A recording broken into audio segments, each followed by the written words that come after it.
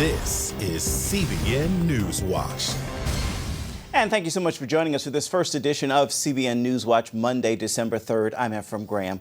Ahead today, the nation is fondly remembering former President George Herbert Walker Bush, who died Friday night at his home in Houston. We're going to look back at his life and his legacy. Plus, the stock market could soar today as President Donald Trump and the leader of China reach a truce in their trade standoff. And could Israeli Prime Minister Benjamin Netanyahu face indictment? It seems like it could happen. We're going to take a closer look at that case and the reaction. And a well-known company is accused of taking sides with the Palestinians against Israel. All those stories and much more ahead today on CBN NewsWatch. We want to begin, though, with America honoring former President George Herbert Walker Bush. He'll take flight once again today. The body of the former president and naval aviator will leave Houston on Air Force One and arrive in Washington, where he will lie in state in the Capitol Rotunda until Wednesday. Across the country and around the world, a president most remembered for his humility is being honored with praise. You don't see that kind of humility. After Desert Storm, the American people were so overjoyed as to how quick the war went and how well our soldiers and sailors and airmen and Marines performed that they wanted to celebrate it with parades. He wouldn't go. And when we talked about it, he said, this is something that belongs to the troops, to you. He is the father or one of the fathers of the German unification, and we will never forget that. President Bush's last words were to his son, former President George W. Bush, who told his father that he loved him and he would see him on the other side. And President Bush replied to that, "I love you." A final ceremony for President Bush will take place at St. Martin's Episcopal Church in Houston. He'll be buried behind the Bush Library alongside his wife, Barbara, and their daughter, Robin, who died of leukemia at age 3. President Donald Trump has declared Wednesday a national day of mourning.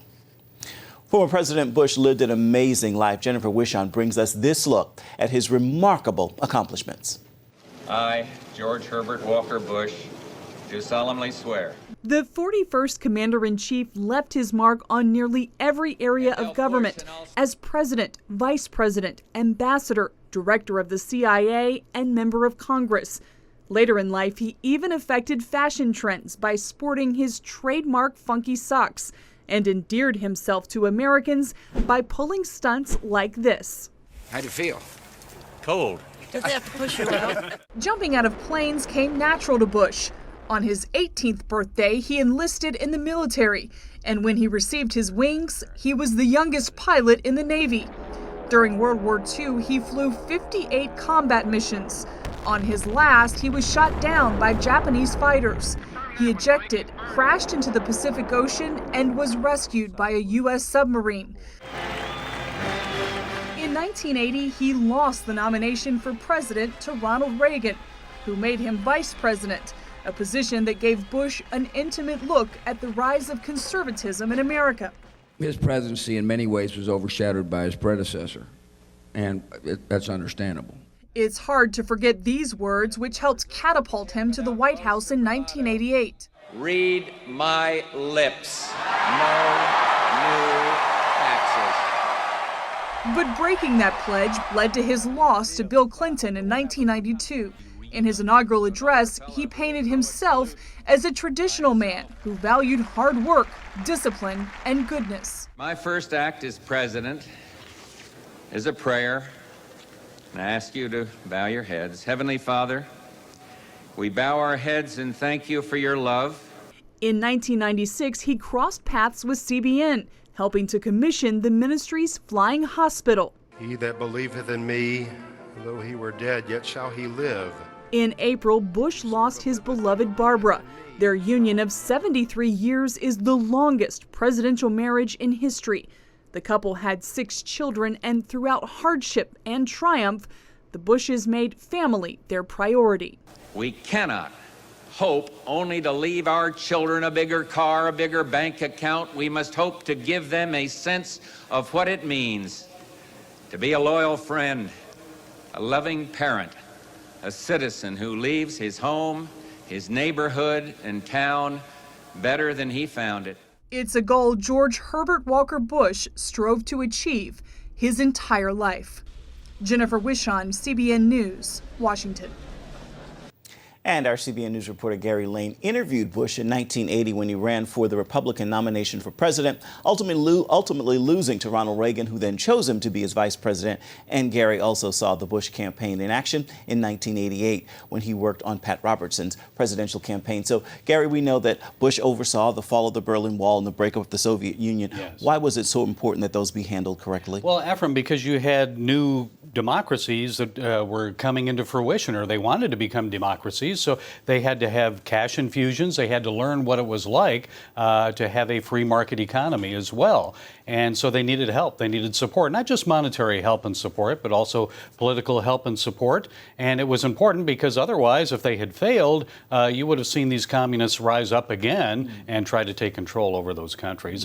And today it paid off because many of those countries are now part of NATO. Absolutely. Now, he also built a major international coalition against Saddam Hussein for Operation Desert Storm. Why was that so significant? Well, it was significant. If you remember, Saddam Hussein moved into Kuwait, and that was an oil-rich country, still is, but he controlled the oil. So in order to get him out of there, a ground assault was needed. That would be very difficult for the United States to do on its own. He formed a coalition of almost 36 countries, and it took time to move those troops in and to move all the equipment in. And finally, there was a ground and air assault, and they knocked Saddam out. And that was very significant to show that tyranny would not be tolerated in the Middle East. Success is there in foreign policy, Sure. but he disappointed many conservatives on some domestic policies, did he not? Well, I think the main thing was, remember, George Bush said, "Read my lips, no new taxes," and then he turned around and raised taxes, making a deal with the Democrats, and that disappointed a lot of conservatives. I think many conservatives saw him as someone who would carry on Ronald Reagan's policies and that legacy,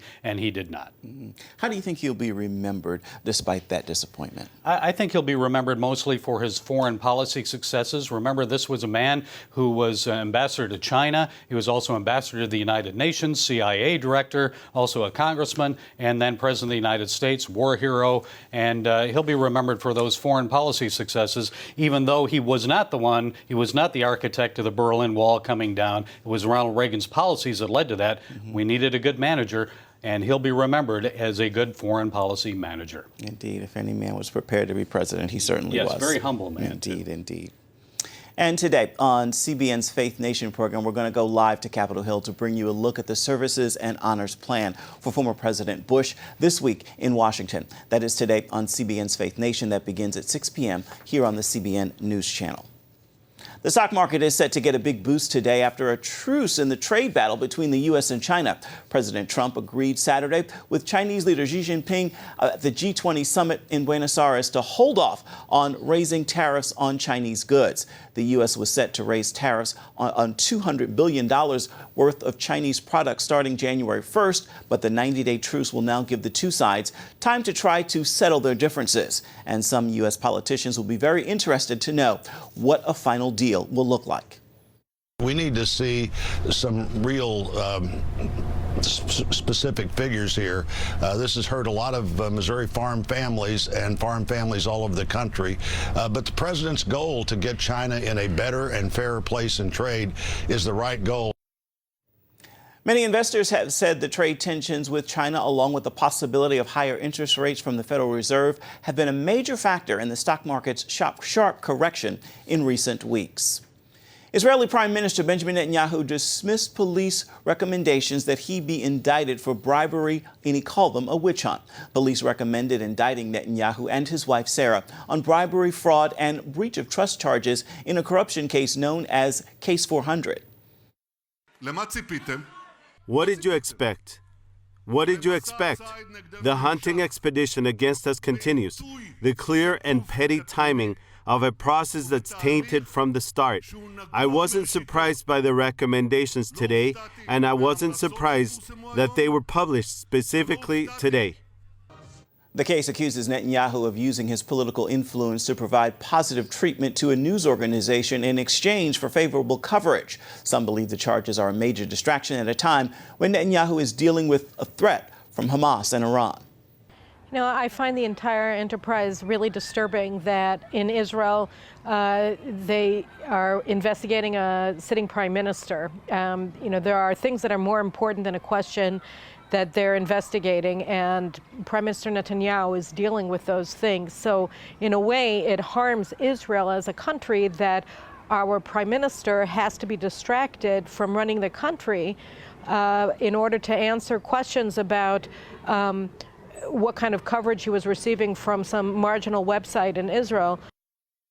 The recommendation now goes to Israel's Attorney General, who will make the decision whether to indict Netanyahu. The streets of Paris filled with smoke and tear gas this weekend as protests turned violent. The so-called Yellow Jackets, angry over rising gas prices and high living expenses, began looting shops and setting cars on fire.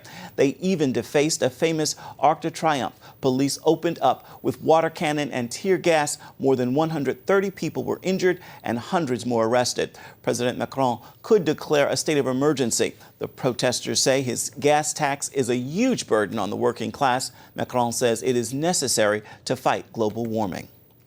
Residents in the Midwest are salvaging what they can after the rare December tornadoes hit this weekend. The damage is extensive from Illinois to Arkansas. The storms ripped off roofs from homes, damaged roads, and down power lines. One person has died in Missouri, and at least 20 people have been hurt in Illinois. April and June are peak months for tornadoes in the Midwest. In Illinois alone, nearly 22 tornadoes were reported. More than 1,000 aftershocks have shaken Alaska after a magnitude 7 earthquake hit Friday. Friday's quake knocked out power lines and split roads, but it did not slow down the supply of food and other goods delivered to its port. Residents are still feeling the effects of the quake, with many of the aftershocks reaching as high as 5.2 magnitude. And boom, this 6-point aftershock hit us, and just our nerves are frayed. Like, you know that they're supposed to happen, but yesterday they were pretty big, like some of them in the 4 and 5 point range. And with everyone's nerves already frayed, no one slept, I don't think, in this entire city that first night. It was really nerve-wracking. There are no reports of deaths, serious injuries, or structural damage to buildings. Tonight on Faith Wire on the new CBN News Channel, we've got a look at a very important question. Here's host Dan Andros to explain. If you were to die today and find yourself standing before the throne of God and he were to ask you, why should I let you in? How would you answer?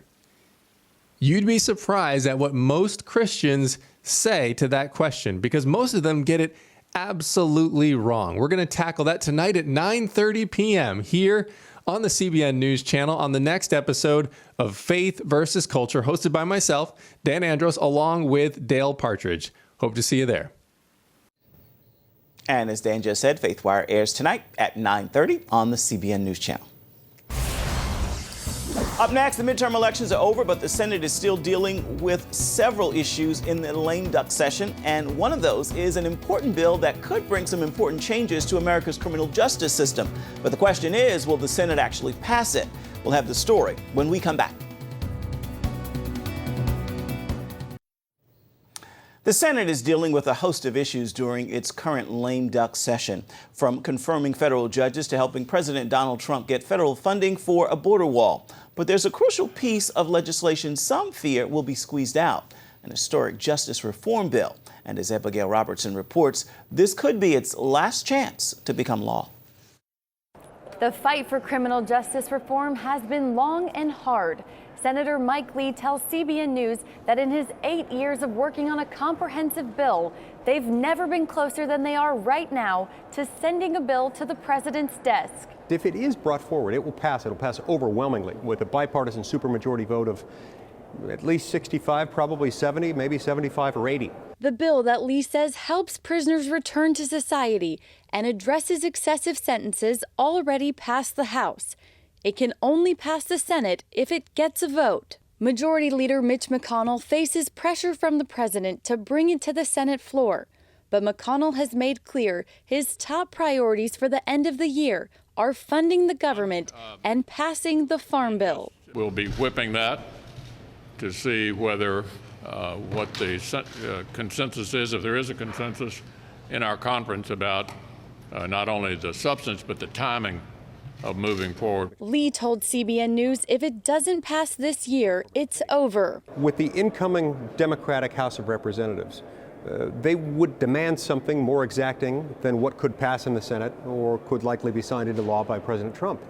So if we want to get criminal justice reform done, not only should we do it in time for it to be a Christmas gift to the American people, but we should do it before the clock runs out on this Congress.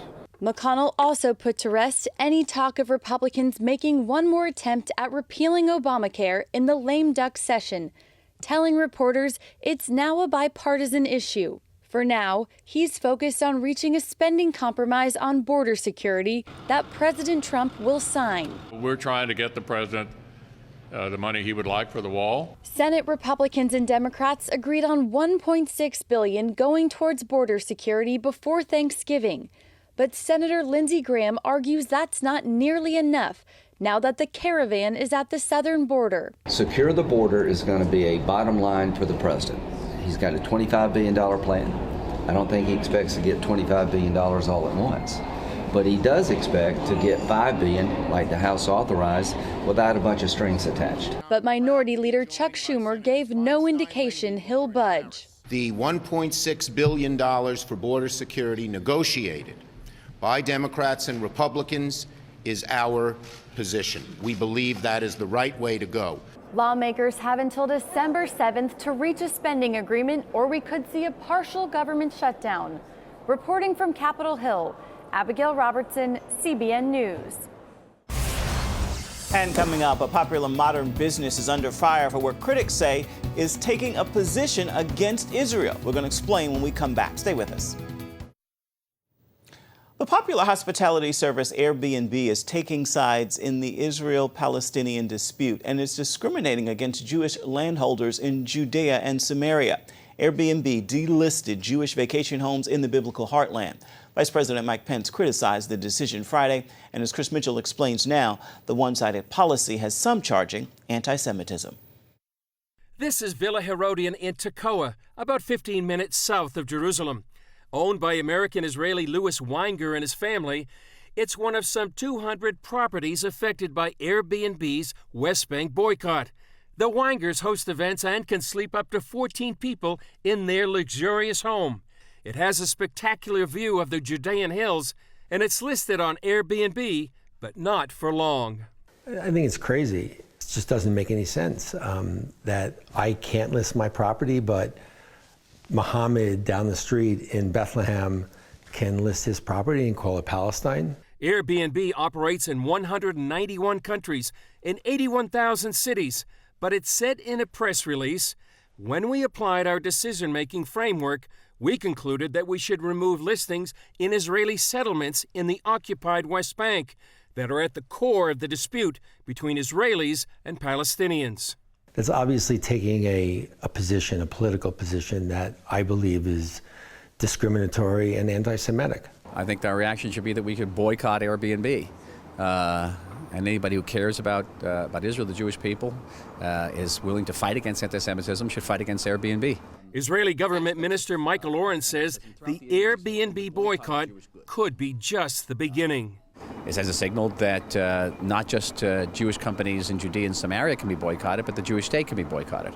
And we've known throughout history that waves of anti-Semitism, most recently the Nazi anti-Semitism of the 1930s, 1940s, began with a boycott of Jewish goods. This is the way it begins. Airbnb's policy discriminates grossly against people of the Jewish faith and people of the Jewish ethnicity. They treat Jews living in the West Bank different from any other group. Professor Eugene Kontrarovich said out of the whole world, Airbnb chose to make a point here. There is indeed a political dispute about the West Bank, but they're not saying we're not taking listings from the West Bank. They're saying we're not taking listings from Jews in the West Bank. That's not just a double standard, that's naked discrimination.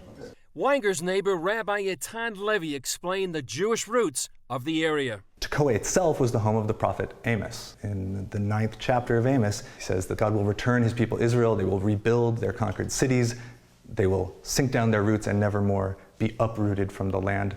And right here, you can come to the modern Tekoa, and here we are, we're living out those prophecies today. For now, Weinger says he doesn't know what impact being unlisted on Airbnb will have on his business. But whatever happens, Levy says God will provide. Chris Mitchell, CBN News, Jerusalem.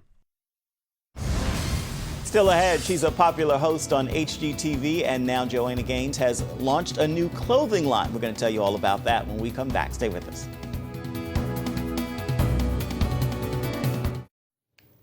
Everyone's favorite fixer-upper, Joanna Gaines, is taking her talents from designing homes to designing clothes. The former HGTV star has just launched her second collection with Matilda Jane Clothing. The line will feature items for women, tweens, girls, and even baby boys, an addition following the birth of their newest son. Just last month, Gaines also launched a new book and announced her family's return to television. Right now, it's time for your Monday Motivation, and today I leave you with this thought. Cast all of your cares on your Heavenly Father and choose worship over worry. That worship positions you for victory every time. Even if the outcome isn't what you thought, how you thought, or the way you thought, it is still victory. With that word, make this a marvelous Monday. That is going to do it for this edition of CBN NewsWatch. We thank you so much for watching. Remember that you can always find more of our exclusive coverage of the issues you care most about at cbnnews.com. And we'd love to know what you think about the stories you've seen here today. You can do that by emailing newswatch@cbn.com. And of course, you can always reach out and touch us on Facebook, Twitter, as well as Instagram. While this concludes this newscast, remember the news continues 24/7 here on the CBN News Channel and also at cbnnews.com. We thank you so much for watching. Hope you'll join us again right here next time. Make this a marvelous Monday and a wonderful rest of the week, everybody. Goodbye and God bless.